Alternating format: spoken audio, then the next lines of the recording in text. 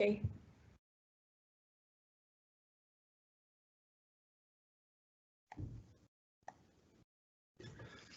Good morning and a very warm welcome to day 5, our last day of the Northamptonshire Health and Care Partnership Virtual Wellbeing Festival. What a week it's been so far, and we have another full packed day for you today. Hello, my name is Robert Friend from Northamptonshire Healthcare NHS Foundation Trust, and my role today is to facilitate this Virtual Wellbeing Festival live session. I'm supported here today by colleagues at show. We are all here to facilitate and support the session and ask on your behalf any questions you may have of our presenter. This event is part of a wide range of diverse events running across this week as part of our Virtual Wellbeing Festival to give us all tips and tasters to help our health and wellbeing as we continue to work through this pandemic. Before I introduce our live session today, I wanted to remind you that if you have any questions for the presenter, please put these in the question section and we will do our best to answer these questions at the end of the session. You can also like questions that have been asked by others. Already within the question section, you will find a link for you to provide us with your email address so we can send you a link after the session to complete your feedback. We really want and value your feedback. The session will run for about 60 minutes, which includes time for questions. There is also the possibility that the session could run over a little, but that's okay. Today's session is about looking after your back. Roz is going to share top tips and advice on looking after your back, improving posture and preventing injury. The session will include some practical elements on promoting better back health and movement, particular advice and guidance around workstation setup and working from home, which is so important at present due to the current climate where most staff, more staff than ever before, are working within this new challenge. Roz will also share practical advice on how best to promote physical health and well-being and how to get the most out of your movement. The session will be led by Ros Strachan, MSK advisor from Kettering General Hospital. So without any further ado, I will hand over to Ros.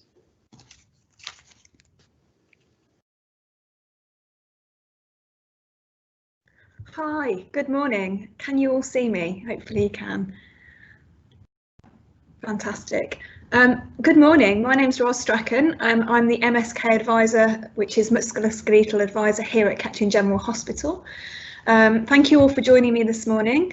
I just wanted to talk through some of the ways in which we can look after ourselves better while we're at work, particularly in relation to our back care, back health and our posture. I have a background in musculoskeletal health. I specialised in back care and injury prevention. And so hopefully I can use that wealth of experience to kind of guide us through this session today. And hopefully you guys will like to ask some really interesting questions at the end and I can answer them for you. My role at Kettering General Hospital is to support staff, improving awareness of their posture, how they use their bodies and to prevent injury and musculoskeletal issues. My job is really varied here. I also teach some manual handling aspects as well, which is also vital in taking care of our back. So 8 out of 10 of us suffer with back issues and have back pain at some point in our lives. And at any one time, over a third of the population is suffering with back pain, which is huge.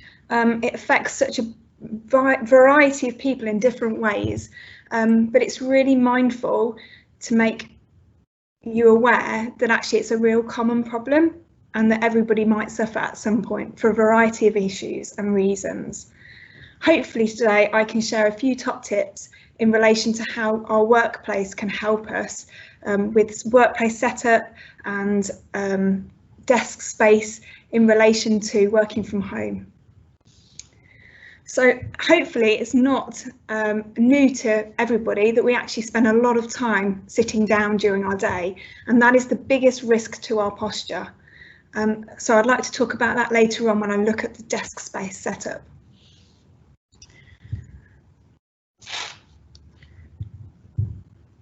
just lost my page, sorry, I'm coming back at it.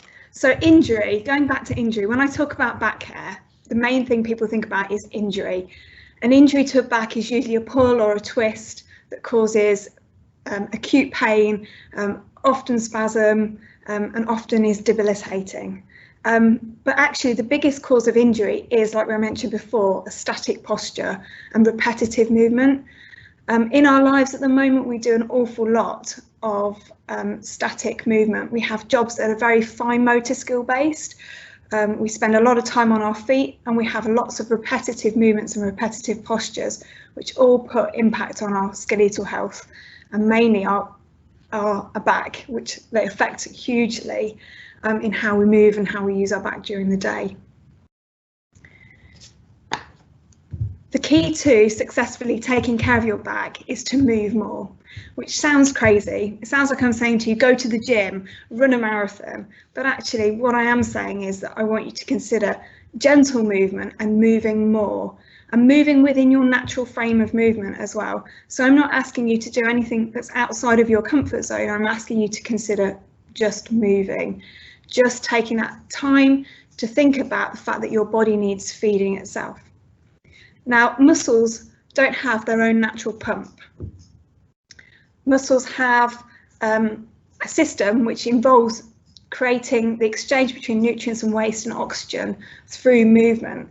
So as you move, the oxygen and nutrients that's needed to feed the muscle fibers is pumped in. And as you move and move more, that waste product that's produced within the muscle fibers is pumped away.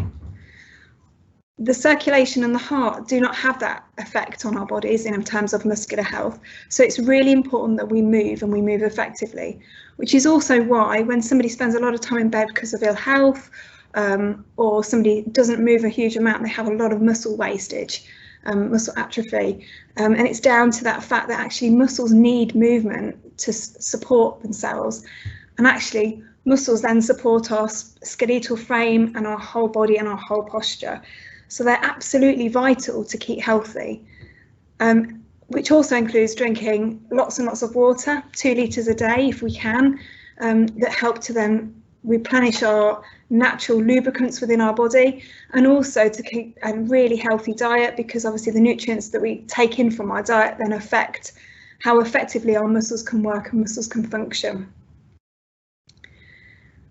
Muscles do not like being dehydrated.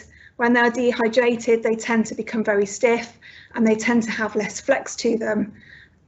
So that then affects how much tone you have in your muscles and how much movement and stretch you can then get from it, and how much recovery you can get from any activity that you do. So it's really, really important to drink lots and lots of fluid throughout your day, and to keep those muscles healthy and moving well. In terms of how best to move your muscles, as I said earlier, it's best to move them in your frame of reference and to keep the movements as fluid as possible. Stretching is really, really good, but stretching on cold muscles that are tense and hard is not great. You need to be able to move freely into postures first before you encourage any extreme stretching or any further extension of that movement. So that's always vital to keep in mind when you think, actually, I'm going to do a stretch. It's probably not a mystery to some of you as well that actually our musculoskeletal health can massively impact our mental well-being, our emotional health. If our muscles are in pain, if they're sore, if they're limiting our range of movement, then actually that has a huge impact on how we feel. If you're in pain and discomfort, often your mood lowers, you're slightly depressed. You can lead to just generally feeling really uncomfortable and really anxious as well.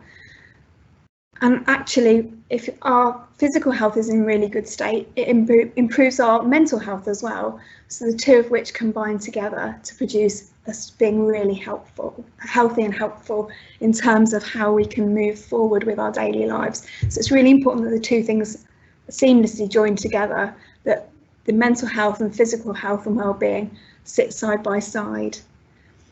When we look at injury, there's a real strong link between that impact between how we feel and how we can move and how we can move effectively. So the two need to go hand in hand. And by moving more, that can really help us in our daily lives. I'm going around in a bit of a circle. I've lost my page, I'm sorry. The most important thing with movement is to consider making it a habit in our day. Now, habits are really interesting things. It takes 10 days to form a habit, but it takes 3 weeks to break a habit. So if you're looking to create new habits in your life, trying to break an old habit like smoking or giving up chocolate, for example, is really, really tricky because it takes 3 weeks of consistently avoiding something in order for our brain to accept that actually that habit isn't doing us any good and it's not something that we will crave any longer. However, a new habit, to form one, only takes 10 days. So if you can do something effectively for 10 days, you can replace that old habit with a new habit in its place that's actually better for your health. So if you consider moving for 10 days effectively and making that difference, it can make a real difference to how you'll feel, and it's something that you'll take on board long term.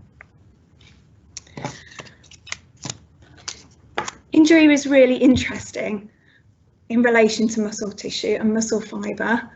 When we look at injury, we tend to associate it with an accident or an impact, something that's happened at a particular point in time. Actually, injury is the biggest risk to us in terms of its critical nature, but the most injury we put on ourselves is through that daily wear and tear. So if we can implement healthy regimes and healthy work patterns, it can make a huge difference. One of the biggest stresses at the moment to us is to work from home, which is a big change that's come in recently with all the COVID-19 stuff. That move to working from home and working from laptops is often quite challenging because it means that we put ourselves into more challenging postures as we create that work. My role here at Kettering General is to look at DSE assessments, and part of DSE to offer reasonable adjustments for staff. But it's really important that we set our desk space effectively to protect our back and our posture. One of the things we need to consider when we look at our back health is how well we sit, because we spend an awful lot of time sitting. I know I said 8 hours a day up to, which is a long time, which is quite a huge proportion of our day. So we should sit effectively, making sure that when you sit on a surface, you sit with both your seated bones on the chair. You should feel your bum bones sitting against that surface and evenly. And that even surface is created by uncrossing your legs and making sure that your feet are flat on the floor so that you have a really firm, flat base for your feet to support the rest of your body. When you're sitting effectively at your desk, you need to make sure that your feet and legs and knees are at a 90-degree angle. So there's a 90-degree angle between the bottom of your feet and the bottom of your legs, your knees and your hips, and then hopefully your hips and your lower back. And that means that your body weight is then supported effectively on itself.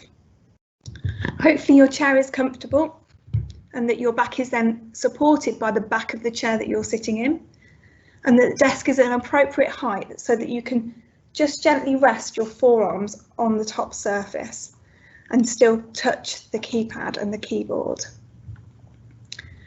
Making sure at all time that your shoulders are nice and relaxed, and that you're not tensing in your shoulders or raising your arms in order to touch the keypad, and also making sure that the keyboard and the screen is at far enough distance away from you. They recommend that the screen should be about 18 to 24 inches away, or roughly arm's distance. If you put your hands out, you should be able to just touch the screen in front of you, and that's the appropriate distance away from you that the screen should be in order to prevent you leaning forward, bending in, or bending back to see the screen, and also to protect your eyesight, which is also key. They recommend that actually the screen should be at eye level, so the very top of the screen should be in eye level when you're looking straight forward, so that you're not tilting your head too far up or too far back and dropping into your neck. It's not a surprise that our head is the heaviest part of our body. So as soon as we take it away from our midline, actually the weight of our head increases the strain that is put through our spine. Our spine works really, really hard daily to keep our head up on our body because it is such a heavy part of our body. and it creates all those brain cells from which we create all the rest of our movements. So it does a vital job. So we want to support it effectively. But as soon as it comes away from that midline, either because our chin sticks forward or that we are leaning forward, our back and our body works twice, if not 3 times, 4 times as hard to keep us stable and keep us upright in order for us to function. That's the general setup for an ordinary screen. But if we're working from a laptop, we haven't got the added bonus of the screen being heightened in terms of it being separate from the computer base. So it's really important that if you are using a laptop for a long period of time at home, that you consider possibly getting yourself a separate keyboard or a separate monitor to work from, so that you're able to raise the monitor so it's at the appropriate height, so that you're not dipping your neck and your chin to look down. One of the key things I see is people tend to rest their laptops on their knees to work, perching on the edge of sofas, perching on the edge of stools, leaning forward, which is fine for 5 or 10 minutes if we're doing something really, really quickly. But the likelihood is if we're working from home now, you'll be doing it for long periods and long stints. And what we really need to do is to maintain a good posture for the amount of time that you're going to be sitting at the computer screen for. So considering getting those adaptations, and possibly even an extra mouse as well, would continue to help not put our body under strain and put it in the most ergonomical perspective that we can do, in which we can work from. Often people say to me, well, how do I raise my screen? How do I create a rise so that I'm not looking down to my laptop? Often you can buy yourself a laptop support, which is a support that tends to sit at an angle and that you can rest your laptop onto, and it holds it at a specific angle. That helps to bring the screen up to eye height, but what it then does is change the dynamics of the keyboard, and an extra keyboard is required.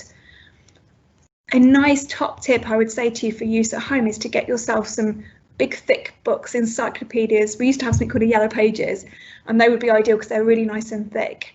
But if not, some box files in which to prop the laptop up on, to bring the laptop up to eye height, and then plug in your separate keyboard to work from, so that actually you're sitting at a normal size screen and desk setup, so that you're giving some support into your lower back, your arms, and your neck is then not facing forward and your head is not dipping down.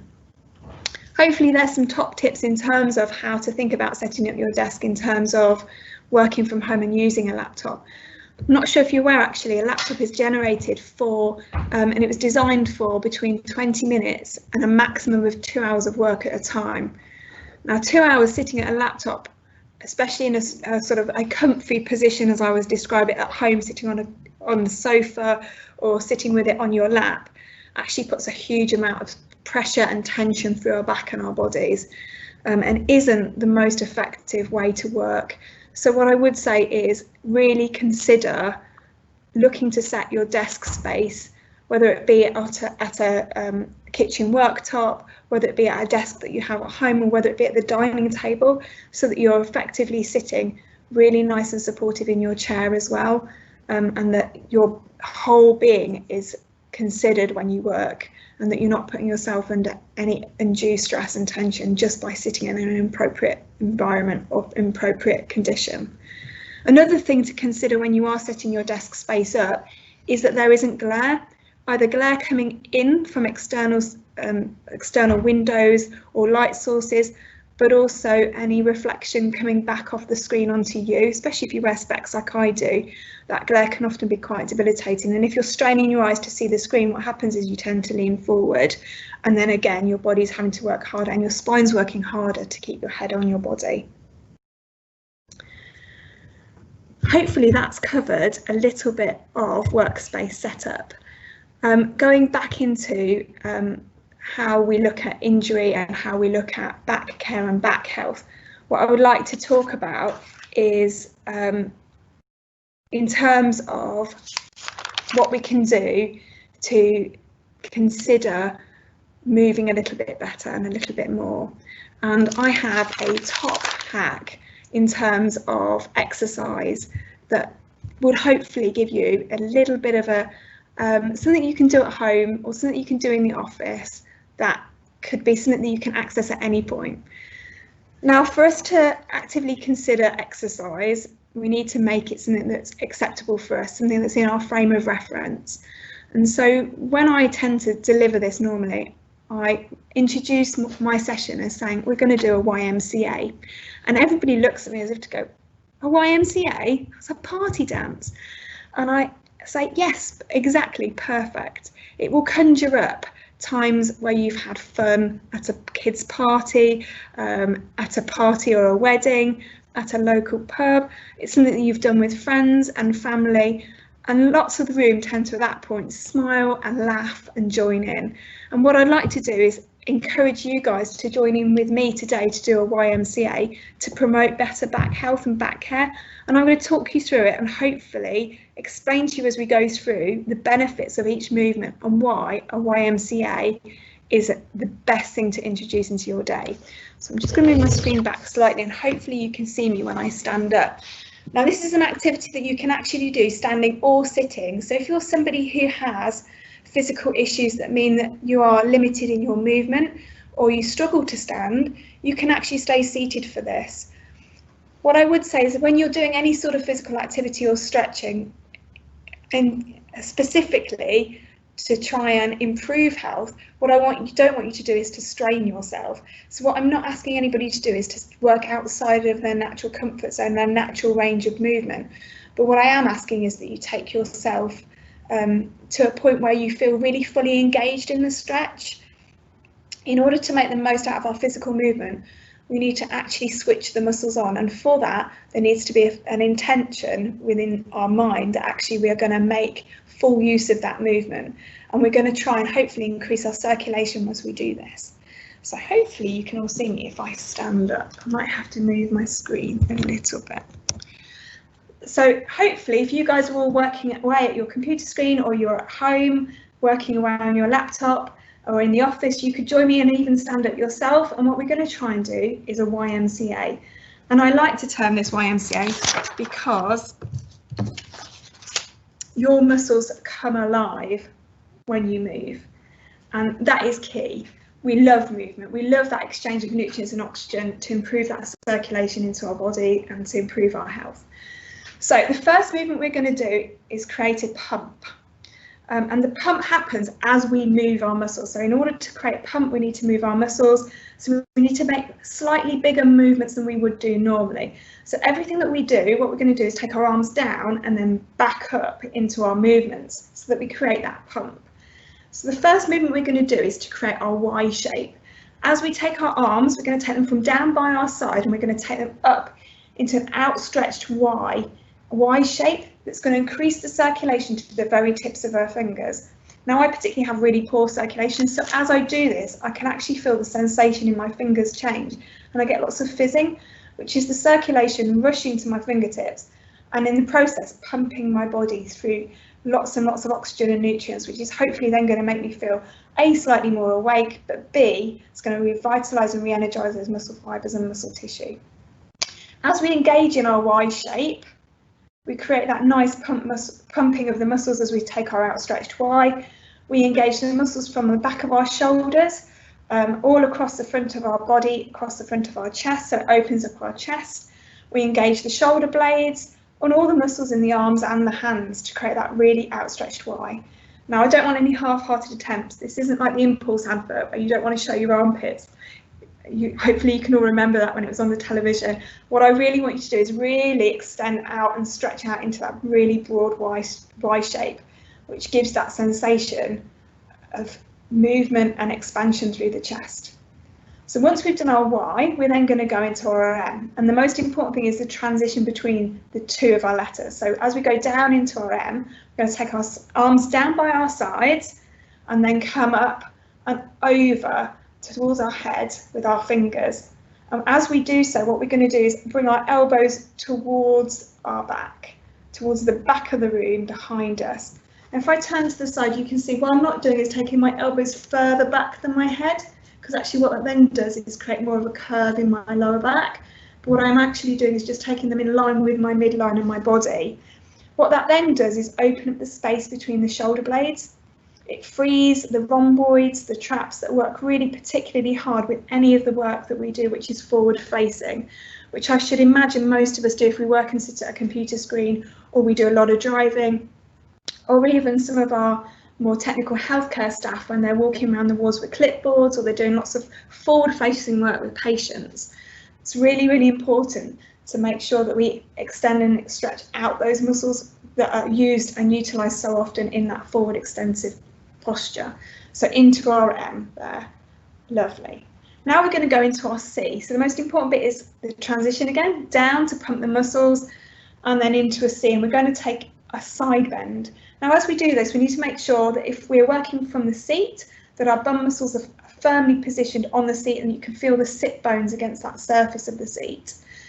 If you're standing, what you need to make sure is that your feet are firmly placed on the floor. Shoulder width apart is ideal, so you've got a nice stable base, because what we're actually going to do is not just take a C bend with our arms, we're going to take the C bend right through to the side of our body, right through into the seat in terms of our muscle fibres. So it goes into our core, engages our core, engages our lats, engages all the muscles under the armpit, up into the outside of the elbow and into the arm. And it also takes a stretch into the neck as we take our head with us into that movement. So that's our lovely C shape that creates a really nice broad stretch. We're going to come down again into our pump, and then we're going to come up into our last letter, which is our A. Now hopefully this is looking really familiar to you guys as a familiar pattern. I'm going to step back so you can see my hands and my fingertips. As we come up into our A, it's really important that we engage. So what I want you to do is make sure that your fingertips are touching into our A, and as we pull up, we engage all the muscles into our very centre core and into our lower back. You should feel a slight tension and tone as you pull into that, and what that then does is help to open up the spaces between the muscle fibres and the spaces between the vertebrae and the shoulder blades. Brilliant. Engaging those, and that's our A. Now our body loves balance. It loves to find balance and equilibrium between both sides. And so the most important thing is that whatever we do one side of our body, we need to do with the other side also. So we've done a nice C bend in our YMCA going towards the left, in my case, it might be to the right for you. But our body is then missing out that stretch to the opposite side. So the most important thing with the YMCA is to repeat it. So that balance is created and it's equal for both sides of our body. So we're going to go back up into our Y again. Really nice outstretched right Y, engaging all those muscle fibres, opening the chest, considering our breathing as we do so we can get lots of oxygen in to feed those muscle fibres, and then coming back into an M. As we come back into our M, making sure our elbows are back again, so that they're pushed back towards the back of the room, opening up the chest, increasing that oxygen intake, engaging the fronts of the pecs, engaging the top of the deltoids, all the muscles in the arms, brilliant. And then we're going to go into our C bend to the opposite direction. Now, as you bend over, if you're feeling particularly stiff, take the movement slowly. Encourage yourself over into a nice C bend. And if you've been sat for a long period of time, you're really going to feel that's quite tight and stiff. So that's a good indication that you perhaps need to repeat this exercise. So that's into a nice C bend. And then again, we're going to go up into our A for the final time. Brilliant.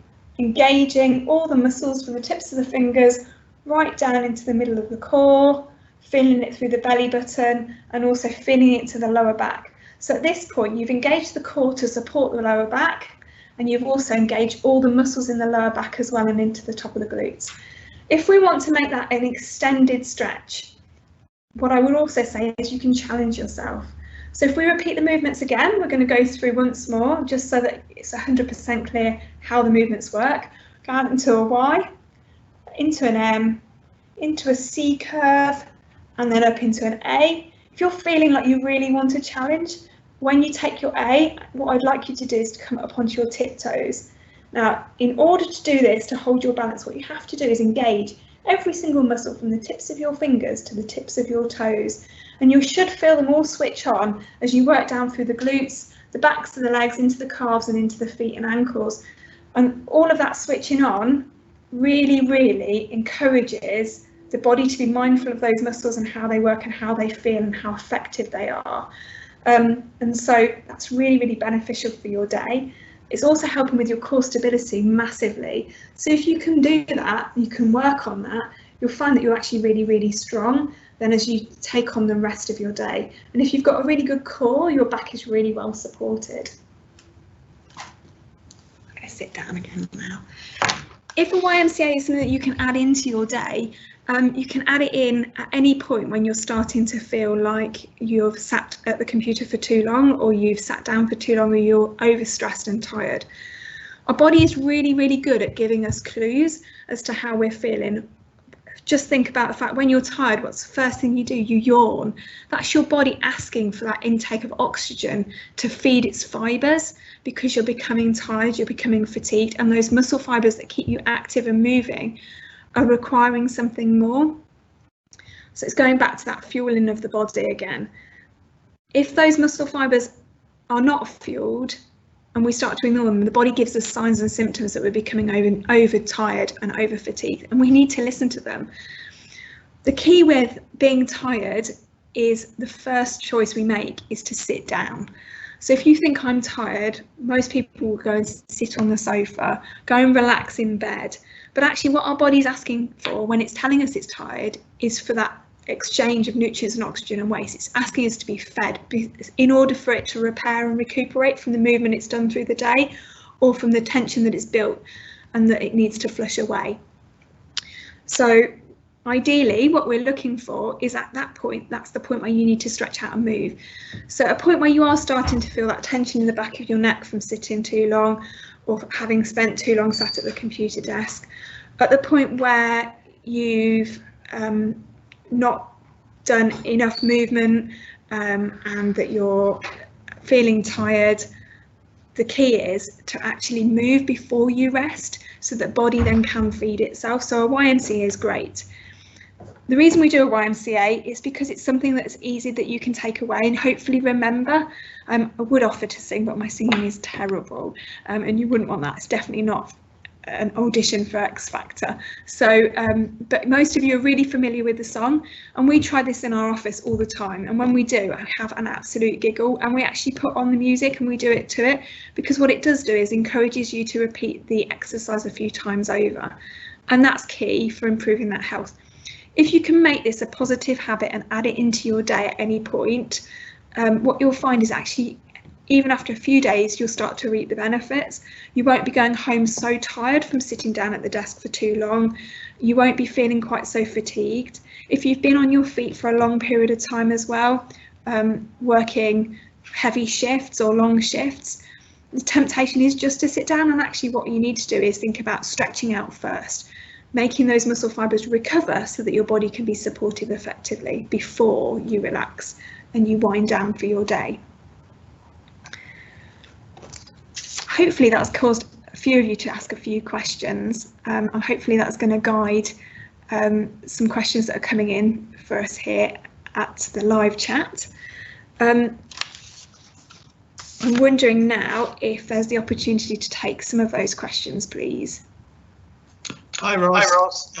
Excellent session, delivered with passion and enthusiasm. Even I was at my chair doing the YMCA. That tip's going to really stick with me. I'm going to pass it on to my wife also. So we've got some questions, lots of likes. And the first question is, thanks Ross for your tip on moving more. How would you suggest building this into our working day, especially for those who are mainly desk based?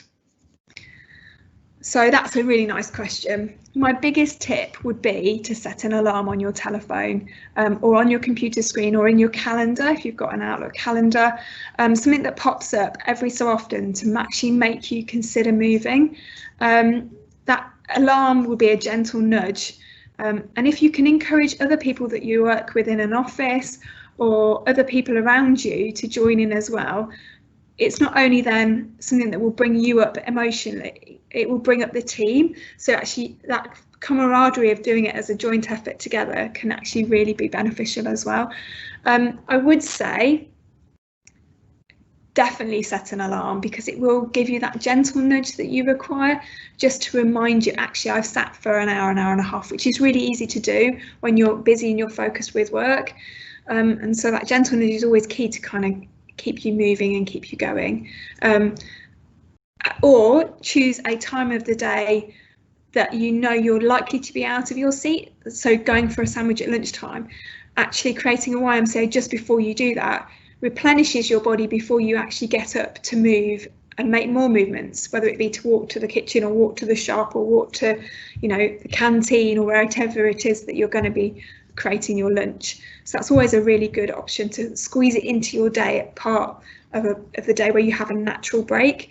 But the ideal is that you actually create a break in your working pattern by incorporating a YMCA. And the more you can do, the more repetitive the nature, the more easy your body will engage with it, and more importantly, the benefits will be better. And once it's become a habit, I said earlier, it's 10 days to form a habit.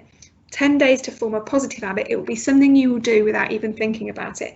It will be just like brushing your teeth in the morning, or what you do when you switch on the kettle and you make a cup of tea. You have a natural process that you will go to with getting the tea bag out, etc. And it's that natural habit that will then see you through and promote better health moving forward from now. Thank you so much for that, Ros. I think we were all doing the YMCA there. Brilliant. So the next question is, hello Ros, thank you for this session. I've unfortunately hunched for years now. I'm 26. Do you think it's still possible to restore my posture? And what would you recommend other than the YMCA, I imagine?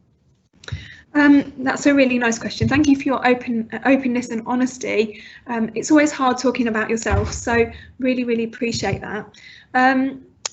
The difficulty is when you're talking about hunched posture as to whether it is something that's generated from a hereditary condition, or if it's just something that's been brought on through overuse and that repetitive nature of movement, or lack of movement in the case of most people.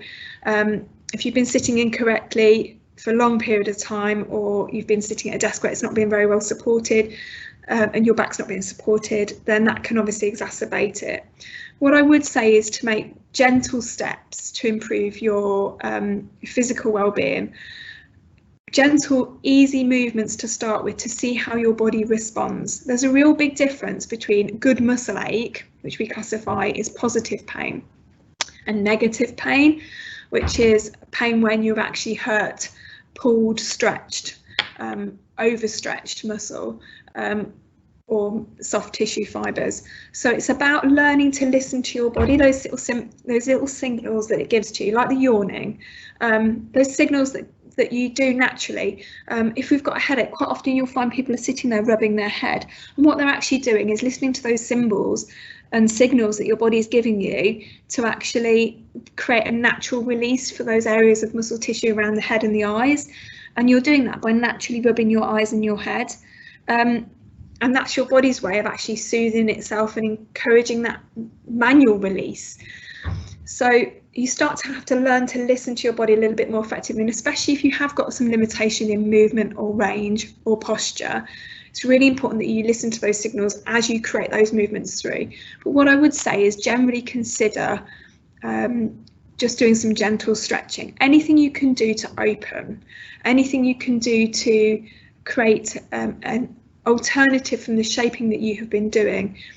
If we're thinking about forward facing postures where we're curving forward, actually what we're not doing is allowing the muscles in the reverse to work and switch on. So some of the muscle fibers that are active in that movement are holding to create the stability for that movement for a long period of time, but other muscles are actually switched off and not engaged. And what we need to do is create that exchange between those muscles as they work in pairs. So we need to create the opposite of that movement. So if we've been forward for a long period of time, we actually need to bring our arms behind us and back. We can actually take our arms up and above our heads.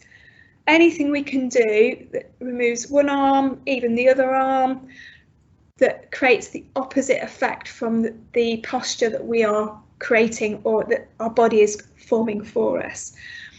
Obviously, you have to work within your natural range to start with. So what I'm not expecting you to do is, if you have slight poor posture coming forward, what I don't want you to do is then overextend and try and force yourself back. I want you to take yourself into that natural point where you feel that resistance, that slight pushback. And what I would say is actually incorporate a lot of opening out, stretching out of the fibres to give you lengthening and stretching of those muscle fibres before you then encourage the back movement, so the opposite movement. Hopefully that kind of makes sense. So you need to kind of lengthen and stretch before you then create the alternative posture or the alternative movements to the ones that you have been doing. Obviously, there could be a more clinical reason as to why the posture is poor. And in that case, it may be that you have some skeletal issues. I would always suggest, if you're considering that, it's worth perhaps speaking to the GP. It may be potentially worth having a look to see if there's an underlying condition as to why that's happening. But if it's just a case of you can sit there and think, I've just had a really poor posture from working for the last 5 years in really bad seats or in really bad locations, then it's a case of actually I can do small steps really, really regularly to help open, lengthen, stretch, strengthen, and hopefully restore that posture. I would also look at the seat, making sure that your seat isn't tipping forward at any point, because as I said before, as soon as you start to tip forward, your body has to work harder to keep your head over your body, and it changes the amount of force through your spine. So as soon as you come away from that midline posture, the body works between up to 4 times as hard to keep you upright, and that can help the body tire quicker and can help to reinforce those poor postures. So look at the bottom of your seat, make sure that you've got a really firm base, make sure that your feet are flat on the floor, all of which is not then encouraging you to tip forward or to curve that back as an alternative. Also, what you can find as well is if you're really tight at the front of your body, you might find that you're really tight across your pecs at the front, and that can also encourage you to be round shouldered. That happens again with lots of forward facing postures where our arms are in front of us. Great top tip for that is a tennis ball. You can do a little bit of gentle manipulation and massage with your hands to soothe off and to work into those muscles of the pecs that get really tight across here in front of the shoulder. But if you've got handy a tennis ball against that muscle can really help to loosen it and help open it out. I always say that muscle fibres tend to work out in a feather pattern. So if you imagine, if you're looking at a feather that's kind of fallen onto the ground from a bird, the stem of the feather goes up the middle and the fibres from the feather come out in this kind of arc shape. And the same applies to our body and our muscle fibres. Most of our muscle fibres come off of the spine in that upward arc shape, like that of a feather. So when you are working into those muscle fibres in the shoulder, it's really important that you work in the direction from the midline up and out at that slight curve towards the shoulder blade. So a little bit of gentle manipulation in that direction with a tennis ball with a little bit of pressure is really good. Obviously, that's dictated by the amount of tension within the muscle fibres. So don't push back too heavily, because when you're pushing hard against hard, what happens is it fights. And if a muscle's fighting, it's not getting any benefit. It's actually working against the stretch and the release that you're looking to create in the muscle to give you that lengthening and expansion. So it's really, really vital that you only work to that point of resistance, that you feel the gentle push back, and then you encourage the ball or your hand into the muscle fibres to encourage them to loosen off, and that encourages circulation. It feeds the muscle fibres, it gets rid of the waste that's been accumulated in there from those static postures for a long period of time, and it's really, really beneficial. Excellent, Ros. I'm writing things down as I'm listening because I think it's such detailed information you're giving out, so I really need to watch this one back. I've got a sort of a two-part question here, and I think some of it was covered in some of the exercises you have just shown us. But the first part is, what chair exercises would you recommend while sitting at your desk? And I think we've just heard some of them. And the second part of this from someone else is, are there any exercises you would recommend for lower back pain? Okay, so hopefully some of those have been covered in what we've just discussed. The YMCA is a really good general stretch exercise, and basically what you're doing is encouraging yourself to re-engage those muscles, stretch out that midpoint, but also to consider where you are sitting posturally and how your posture lines up. There are lots and lots of really good chair-based exercises. The key for the lower back is to ensure that your pelvis is not tipping, because any sort of tip through the pelvis and the hips can exacerbate lower back pain. So it's also always really good to try and engage the glutes into that. Lower back's really well supported by your glutes. So you obviously can't do this sitting, but movements like some gentle squats or gentle dips where you help to engage those glute muscles are really key. And the glute muscles tend to engage best when you come up from sitting. So if you're struggling with lower back and you want to improve your glutes, what you can do is do a little bit of sit to stand at the desk, where you can actually support yourself on the desk at the front and just try and stand up. Now the idea is that you do not use your arms and hands to push you off the desk, they're just a support to guide you up, but that you feel the switching on of the muscles in the glutes as they push you, these big muscles that we have, push you into a standing position. And it's the engaging of those muscles and switching on that helps them to work more effectively to support the lower back. Lower back is also ideally supported through the core. Core is the mainstay to supporting that lower back, and we often find lower back grumbles if our core is weak. Core can be weak for a lot of reasons. Lots of sitting can really affect the core because it's not engaged, because we're supported on our skeletal frame, so the core isn't having to work to keep us upright. Pregnancy can also affect your core. Anything internal based, if you've got problems with digestion at all, what happens is body can work more so on the digestion, and the core tends to switch off a little bit because of the discomfort that's felt. So any of those things can impact how strong or weak your core is. A really, really top tip of mine is, if you're struggling with your lower back and your core, as long as you've got a little bit of movement in it, would be to try a hula hoop. Sounds really silly, but a really cheap children's hula hoop is the best exercise for learning to engage your core and your core frame of muscles. And it's what's really interesting is if you give a hula hoop to a child, a young child, they can pretty much pick it up and within a few sessions or few goes actually crack it. They've got it. Whereas if you give somebody who's a little bit older a hula hoop, the likelihood that they're able to do it is very slim. And that's because we've all built really interesting ways of moving, because our body compensates. So whenever we have an injury, our body's primary function is to keep us going. So other muscles step in and they start to compensate for that lack of movement or range that that particular muscle fibre or muscle group can't create. So other muscles then take over. What our body is not very good at is then switching that compensation off. So we have this patch of overuse where some muscles have been working very hard for long periods of time and other muscles potentially go to sleep, they just switch off, they're not engaging. And that happens for lots of reasons. So pregnancy is key for that. Quite often, because some of the muscles have obviously stretched and lengthened, they then really struggle to kind of switch back on and get back into their natural function. And quite often 3 or 4 years later, ladies come back and they say, oh, I've got really bad lower back pain. And what it is they haven't learnt to re-engage the core, re-engage and re-stabilise with those key muscles. So the back has compensated for a long period of time and done that work for you. Now with a hula hoop, what you have to do in order to create that rotational movement and motion is re-engage those muscles, but learn to switch them on in a pattern. So the body has to switch them on independently, one after another, to create the circular movement that a hula hoop creates. And so that's why, as older adults, we find that particularly tricky unless we've kept that core really, really good and really, really active throughout, because of those elements of compensation that we have made, that we actually really struggle.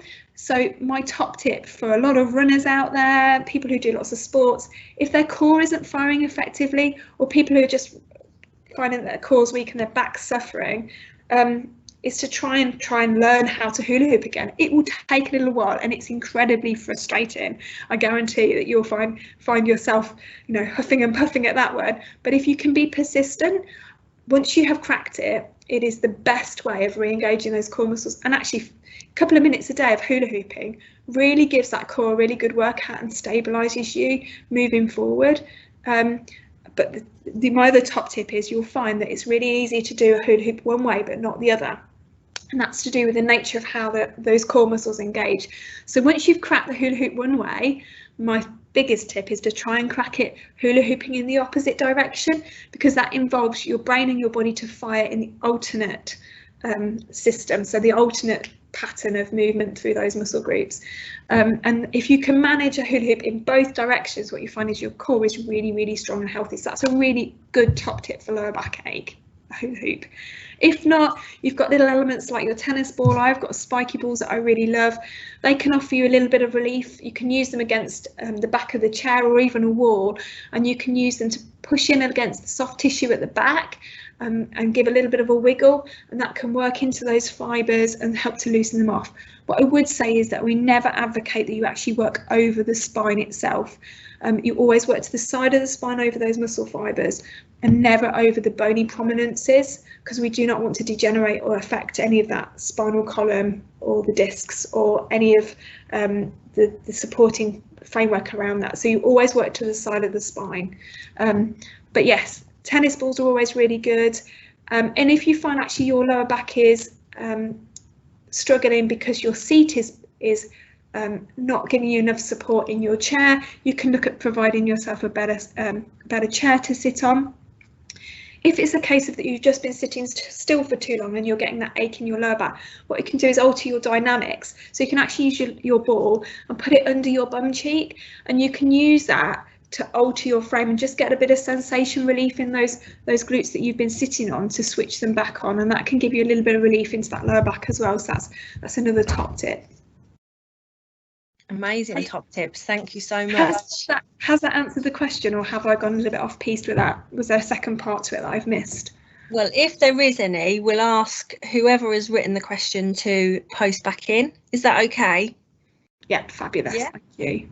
Now, I think you may have answered a lot of these anyway, but the next question is, can you provide any good tips on keeping a good posture whilst participating in Teams meetings?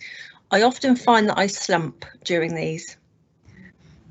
Well, I too am a little bit guilty of that. I tend to find that I lean forward into the screen as I get more and more animated. So apologies if I've done that today. I think as the more passionate I get about something, the more engaging I feel, and you know, I want to kind of get involved and actually sort of almost join in what's happening on the screen. So I think we're all a little bit guilty of that. I think the key for appropriate teams is to make sure that you've got your chair set up correctly before you start. Make sure that you've got enough space around you to put your feet flat on the floor. Make sure you've got enough room that actually, if you need to put your feet out and stretch them so you can get a movement in those ankles, if you're going to be on a Teams call for a very long time, that you can do, that you have that space around you. Check that you're sitting in a good chair, that you've got a good posture. Most importantly, don't have your screen too near. So if you're on a Teams call from a laptop, generally make sure that your laptop is about arm's width away. I've just pushed mine forward now, so my fingertips are just touching the front of my keypad. What that then does is encourages you to sort of sit up on yourself, so as you see yourself in the screen, you can see your head in the middle of the screen that you're looking into. That's a really good gauge and a good check as to how well you're sitting, as to where you are in that frame that's created by Teams, because they give you a nice little square box. So looking at the square box, if you see that you're starting to dip or your head is starting to lower, what you realise is actually you're slumping. So it's a good motivation for actually thinking, oh my gosh, I've got smaller in my chair, I need to sit upright. And I think the key is to generally just shift weight a little bit. The more that you can move subtly in your seat, the more that you're encouraging those muscles just to engage and switch back on, and then your core is supported so you're not getting tired and too relaxed as you talk. But yeah, it's quite key to slump. And I think sometimes when your focus and concentration is on a conversation, you're so intent on listening that actually you forget about being. And the importance for me is that wherever you're sitting or wherever you're moving, that you're aware of how you are in yourself and how you are supporting your body at all times, which is the foundation of really good posture and really good movement. hopefully that's answered that no, question. thanks, Ros. I was honestly, you're delivering this with such passion. I forgot I had to unmute my mic to ask you the next parts because I was so entwined in what you were saying. So I've got a comment and then a question for you, and the person has replied saying thank you very much for the tips around the lower back pain. So the comment was very interesting tips about working heights on a laptop, working from home. I have all these issues, oh dear. So I think that they'll follow some of the information you've recommended. The next question was, I really like the YMCA. How long should I do this for? 5 minutes or more? What do you recommend? So it's really to do with how much time you've got. Ideally, a couple of repetitions would be okay, because basically what you're trying to do is create that switch on of those muscle fibers and create on that exchange between nutrients and oxygen. To get the maximum benefit, I would say sort of 3 or 4 minutes, maybe 5. If in doubt, switch on the music and do it in time with the music. I can guarantee by the end of it, you'll be smiling, you'll be feeling more upbeat. Also, because you've moved, the serotonin's improved in your body, all those nice happy hormones through movement have happened and been released through the body. So that kind of engages again. And so you'll feel really good. So the more you can do it and the longer you can do it for, realistically, the more benefit you'll feel. But what I'm not advocating is that you spend 10-20 minutes doing just YMCA, because actually then you'll build fatigue in the muscle fibers. You'll have worked them out too much, and the idea is that you just create that release and that stretch, and that you re-engage those fibers. Whenever we ask our muscle fibers to work hard, like if we do long endurance exercise or if we go to the gym, the importance is that we replenish them, and then we also allow them to rest, to recover. Where people make the biggest mistake when they do any exercise is they do an awful lot of endurance. So they go to the gym and they do their 20-minute workout, or they go for their run, and then they come home and they stop, or they get in their car after the gym and they drive home, which means they've gone from being very, very active to all of a sudden very, very sedentary. And the body finds that quite hard to adjust, because if it's worked hard, lots of nutrients and oxygen have been exchanged with that waste product because it's been used in those muscle fibers being active and moved. And so the most important thing to do before you stop and before you rest is create that exchange, so the nutrients and oxygen are flushed back into those fibers so that the actual area can recover. So even something little like, if you have been to the gym and you've worked out, just gently picking your pace up as you walk to the car, or walk into the car when you finish your shift at work where you've worked really hard and you're feeling tired, by actually doing a YMCA or creating some stretch movements. You may look a little bit interesting walking through the car park waving your arms around, but actually that's the most beneficial thing that you could do, because you're actually creating that switch on of those fibers, switch on of those muscles engagement, and you're actually encouraging the circulation into them before you stop and become static again in the car, or stopping sitting down on the sofa at home. Our body does need rest to recover, and it does need rest in order to regenerate muscle fibers. But in order to do that, you want to feed them first, because you know what we're all like on an empty tummy. If we haven't got the food inside us, we have very little resilience to be able to carry on with any movement or our day or even function. And muscles are no different to that. They need that feeding before they can be at their healthiest and best. So always consider encouraging circulation to promote better health before you stop and rest after activity or exercise as well. Thank you, Ros. What I'd like to do is read a couple of comments to you and then ask you a question. So our first comment is, thank you, Ros, for this session, really helpful. I do have an old back injury which reminds me from time to time. I'm definitely going to add the YMCA to my day as my new habit. Our next comment is, perhaps we should get into the habit of doing 5 to 10 minutes exercise at the start of the day, at lunchtime and at the end of the afternoon, whilst reflecting on the day. And our question is, great advice, thank you very much. I normally get up with back pain in the mornings. Are there any tips or stretches you would recommend? If you're struggling to get out of bed, and I know quite a few people have this issue, because we've been laying static in our bed for a long period of time, quite often you find that the body finds it really hard to then adjust into standing. What I would say is, as you lie there before you get out of bed, make those gentle reconnections, reconnect the mind into its actual function of moving the body. So if getting up from laying down is tricky, start switching on those muscles independently. So little things like start off with moving your hands, wiggling your fingers, move your arms, switching on those muscle fibers so that actually the body's considering warming up to move, moving the toes, moving the feet, bending and stretching the legs, and then actually creating that movement up to standing. That can really help. It's literally just like warming the body up before you actively ask it to do quite a big thing. And quite a big challenge is for the body to get up from laying down. It does have quite an impact on our circulation when we do that manoeuvre, especially if we've been lying and we've been resting and our heart rate is lower because we've been asleep. That push to get us up out of bed, which is why if we get out of bed with a start, it's quite exhausting, because actually that impetus to do that takes an awful lot of our reserves within our body. One of the other things I can say that's probably worth considering is what type of mattress you're sleeping on can make a really big difference. Now, everyone has a very different tolerance to mattresses. Some people prefer softer, some people prefer harder. What I would consider is if your back is talking to you and you're getting that ache and that discomfort, listen to it. Listen to that sign. It's telling you something's not quite happy. So what can you do to change that? It could be a case that your mattress is too soft. It might be time for a change, or it could be a case of that actually you've been and bought a fancy memory foam topper and actually your body's not liking that, because memory foam tends to cocoon us and doesn't allow free movement, which we should have during our sleep. We should have a little bit of rotation and movement as the body relaxes and all the soft tissue expands. And we actually need to be able to move ourselves in bed. A memory foam can sometimes cocoon and not allow that free movement. So that could also be aggravating your back if it's particularly sensitive. So that's worth thinking about and considering.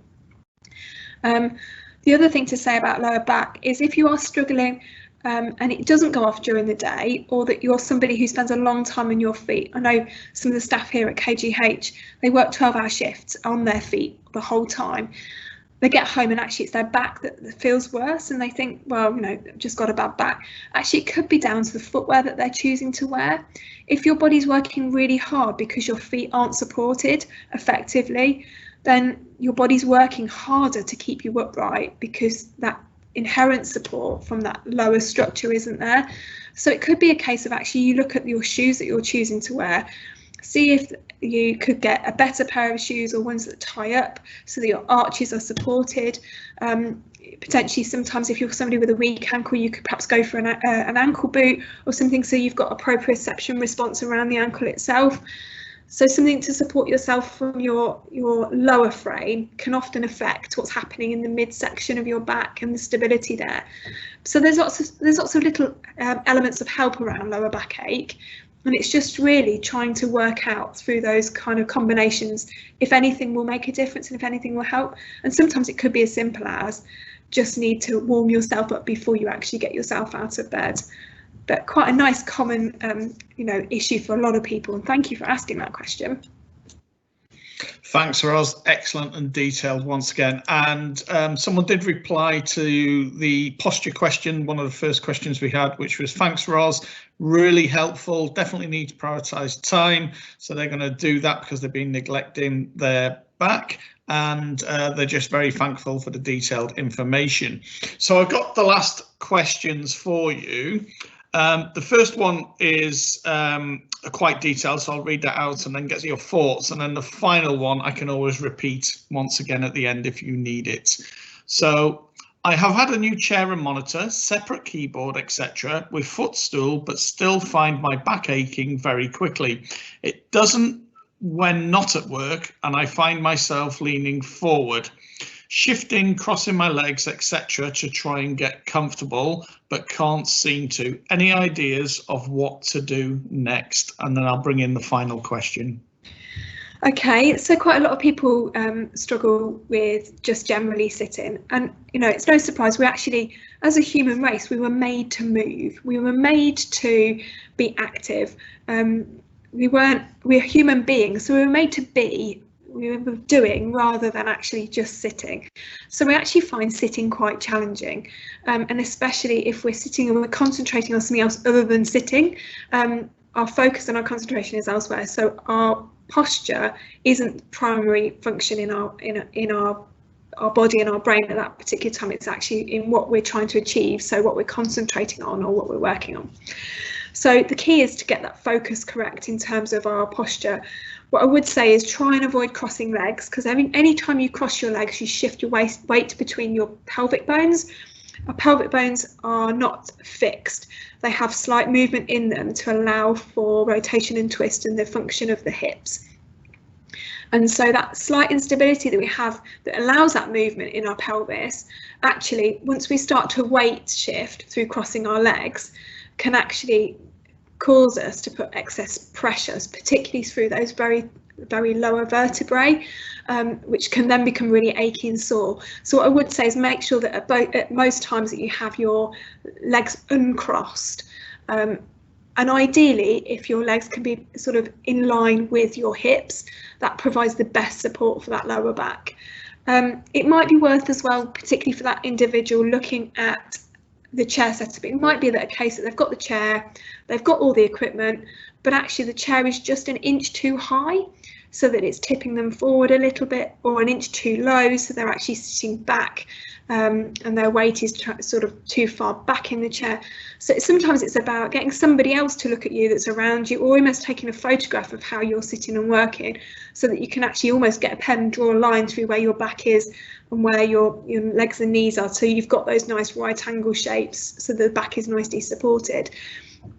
Failing that, it's a case of learning to engage the core. So set yourself those regular timers, do a couple of minutes of YMCA, or a couple of minutes of something where you consider your breathing, for example, and engaging core muscles, switching them on and off. If you're female as well, we're quite often taught to work on our pelvic floor. So even a pelvic floor set of exercises could be beneficial to support that lower back.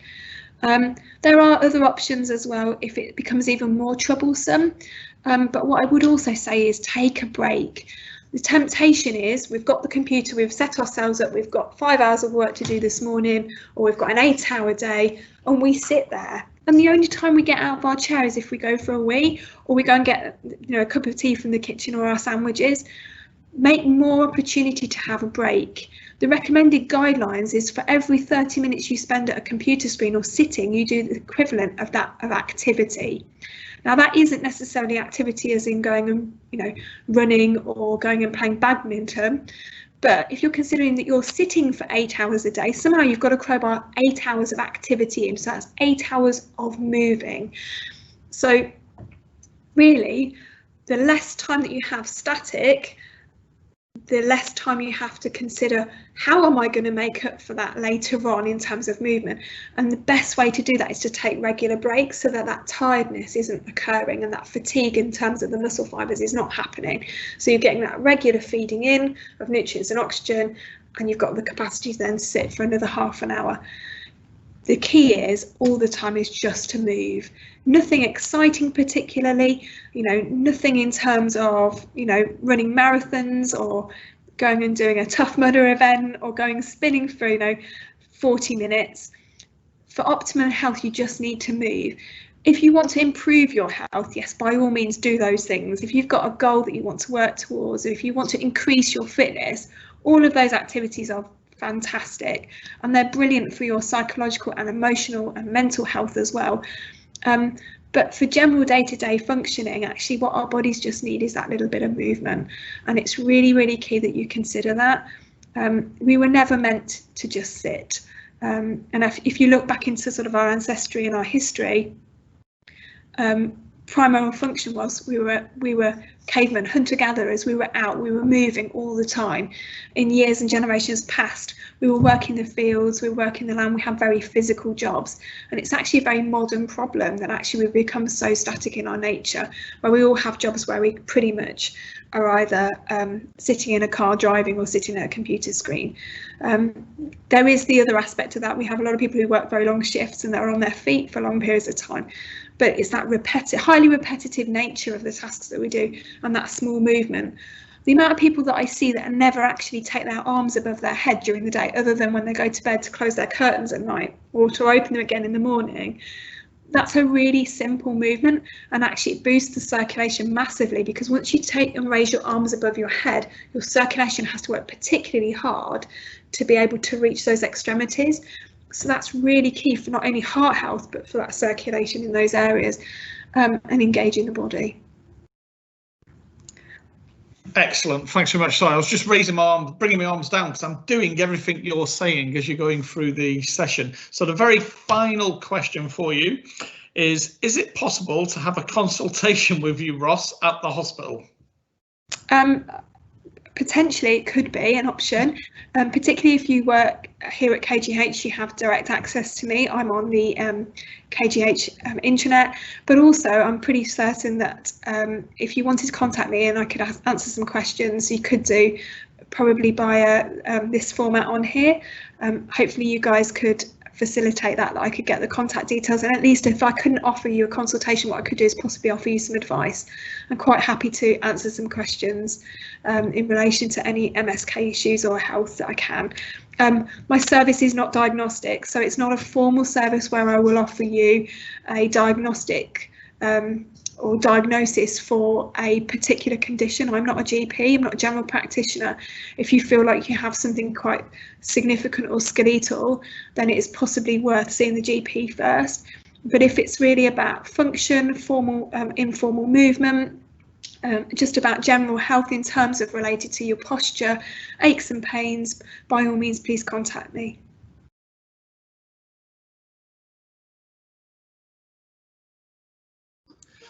Wow, thank you, Ros, for facilitating a practical and insightful session about looking after our back. I especially found the top tips for working at home really beneficial, and I'm sure everyone was up and moving to the YMCA and will remember this session when they next hear the music to YMCA as well. I'm sure you'll all join me in thanking Ros for taking the time to join us today and sharing her learning, insights and experience. And I'd also like to extend my thanks to all of you who have asked questions during the session, and to Ros for giving us such detailed responses with lots of tips. And I'm sure we're all going to take away something extra from today's session. So thank you, Ros, and to everyone asking the questions. So we're running a prize draw across the course of the week. In order to enter the draw, you need to share your feedback for this session with us. Your feedback is so valuable.